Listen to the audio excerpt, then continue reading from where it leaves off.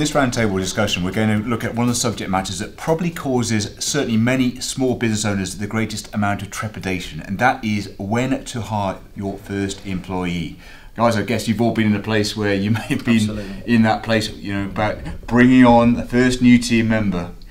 What just think about what were the emotions that you were going through at the time, and then what sort of advice you've got. Unless you hire people, then ultimately you're working for your business, and your business will never work for you.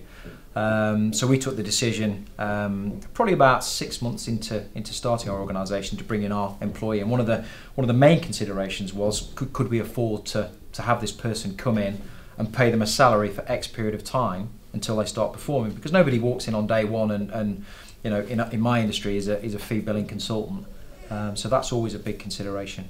You asked the question, you know, when is the right time? I guess it's the point where you realise that you actually can't cope anymore yourself, I think one, but secondly that you're prepared to relinquish some of the control in your business to another individual. Because if you're not prepared to do that, don't employ the person, because all you do is give yourself even more pain. Around investing in new starters and developing, it's the short-term pain for the long-term gain. Absolutely. And you know, if you've got somebody with, as we talked about earlier, with the right attitude and the right desire, it's not actually that long before they start and add real value to the business. You should always be receptive, I think, to people who approach your organisation. So we've hired people when we're not hiring, because they bring something to the party that we haven't already got.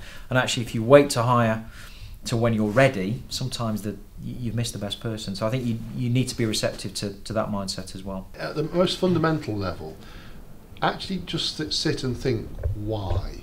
And I think you've got to be very clear in your own mind what you want to be, because ultimately it's your business. It's nobody else's business, it's your business. Being a lifestyle business is not a crime. No. Yeah, some of the most contented people I meet are people who run lifestyle businesses.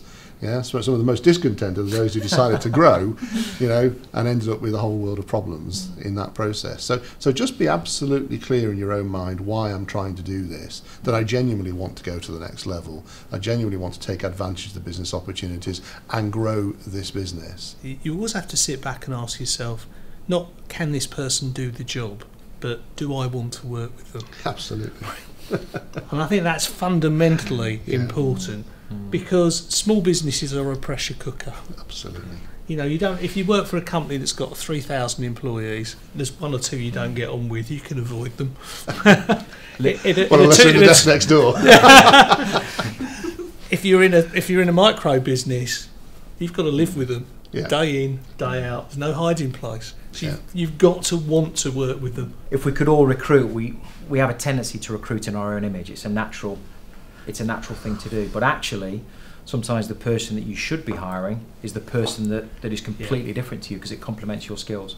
Start as you mean to go on in terms of the relationship with that person, and this is personal experience for me.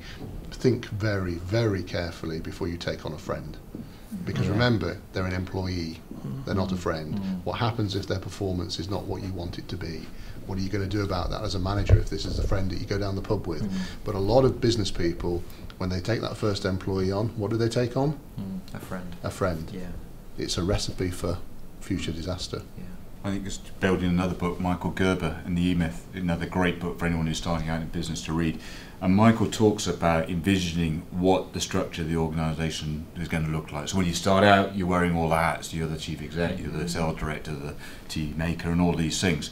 But then looking at each of the different structures, and then what is it that the first role that we'll bring on board? What's the next one? What's the next one? So you're very clear about those priorities